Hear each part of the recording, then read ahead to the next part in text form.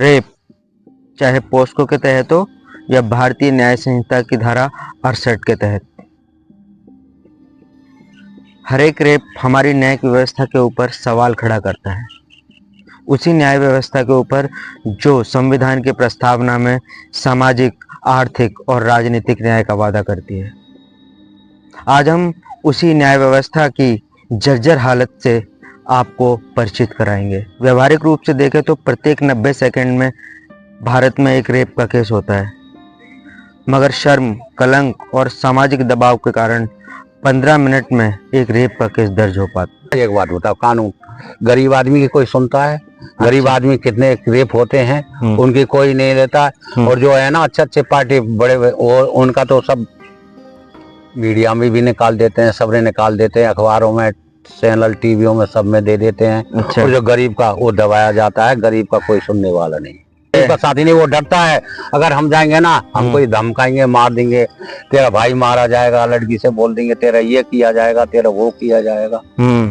उसको धमका देते हैं। गरीब क्या करे, उसके पास में पैसे नहीं, कोई सुनने वाला नहीं, कोई समाज भी इकट्ठा नहीं होगा उसकी। अरे थोड़ों की माने तो पोस्को के तहत दर्ज होने वाले केस तकरीबन 1 से 3 महीना ले लेते हैं। ये वह अपराध होते हैं जो नाबालिग लड़कियों के साथ होते हैं। न्याय के मामले में बराबर है, लेकिन गरीबों को न्याय नहीं मिल पाती है। FIR, इवन तो मैं तो थोड़ा सोशल एक्टिविस्ट भी हूँ इस क्षेत्र में, बहुत सा ऐसा FIR भी थाने में नहीं हो पाता है जो जेन्युइन FIR है। चाहे कुछ रेप का ही केस हो, एक मैं हमारे बगल का ही मत बता रहा हूँ, आज महीना दिन पहले केस बता रहा हूँ। रेप का केस था और उसको भी कराने में 48 आवर्स लग गया। लोगों का प्रेशर था कि थाने में मैनेज हो जाएगा। अच्छा, इसको थाने में मैनेज करके मामला को एडजस्ट कर दिया जाएगा, मतलब आगे नहीं बढ़ेगा। आज जो जिसके बच्ची के साथ भाई साहब कुछ भी हुआ, या जो पोस्को का केस था, उसमें करीब 12 बजे रात तक मैं थाने में था। अच्छा, उसको बोला गया कि नहीं, वो बच्ची, मतलब जो वकील साहब हैं जो इसको देखेंगी, और सुबह फिर आई। इसे करते करते 48 आवर्स में जाके FIR दर्ज हुआ। अच्छा, ये रनौला थाना है क्या? वहाँ पे कोई स्पेशल महिला थी? उस रात में स्पेशल महिला, मतलब उसने नहीं केस को रीड की, लेकिन बाद में केस दर्ज हुआ। तो पहले लोग को कोई भी केस का थाने में मतलब रहता है कि इसको थाने से मामला को खत्म करा लिया जाए। तो थाने में दर्ज वो 48 घंटे तक क्या क्यों नहीं हुआ? क्या उसके पीछे मुख्य कारण था? उसके पीछे ये कारण था कि बच्ची पहले गई, जो भी हुआ, जो भी घटना घटी तो बताई, तो रात में 11 पड़े तो डर के सहम के गई, 2 दिन के बाद गई। ठीक है, बच्ची 12-13 साल की थी। ठीक है, फिर वो गई तो फिर उसको वहां पर भी वो जब रात में गई, हमसे लोग पूछा तो नहीं, बिल्कुल FIR होना चाहिए, ये गलत काम है, इस गलत काम है, गलत का तो विरोध होना चाहिए। 12 बजे रात में पहुंची, उस रात में उसको दर्ज नहीं हुआ। अच्छा, बोला गया, फिर दूसरे दिन शाम तक बैठाया गया, फिर दूसरे दिन उसको मेडिकल के लिए भेजा गया, तब जाके FIR दर्ज। मतलब परेशानी उसको बहुत हुआ। 12 साल की बच्ची यही लोकल स्कूल में ही पढ़ती थी। फिर लास्ट पुलिस ने एक्शन लिया, उसमें अरेस्टिंग किया, आगे कार्रवाई चल रही है। अच्छा, बहुत।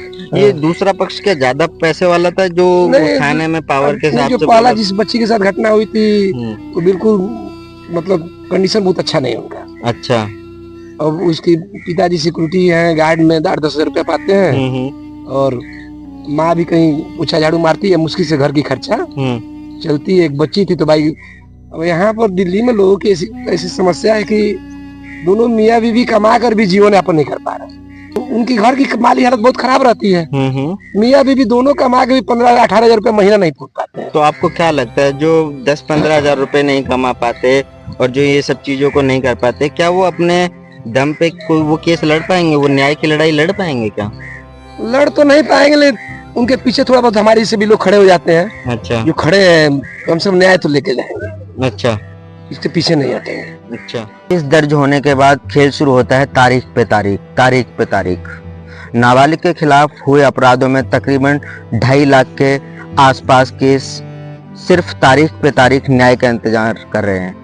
आंकड़ों की माने तो 376 के तहत तकरीबन 1,76,000 केस भारत के अलग अलग न्यायालयों में पेंडिंग है। तकरीबन 93% न्याय पेंडिंग है। हाल ही में प्रज्वल रेवन्ना के केस में कोर्ट ने मात्र 460 दिन में ट्रायल को पूरा किया।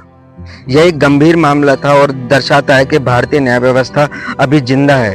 हालांकि ये बीमार है, इसका इलाज किया जा सकता है। सुप्रीम कोर्ट के अनुसार प्रत्येक 10 लाख लोगों पे 50 न्यायाधीश नियुक्त होने चाहिए, जबकि इनकी मौजूदा हालत मात्र 21 न्यायाधीश प्रति 10 लाख व्यक्तियों पर है। कानून हो ना तो जितनी ये यहाँ रेप होते हैं ना, ये सब डर जाएंगे। ये हलाल इसको खौफ मानेंगे कि हम ये कर्म नहीं करें, ना रेप करें, ना गुंडागिर्दी करें। गुंडागिर्दी भी खत्म होगी, रेप भी खत्म होंगे।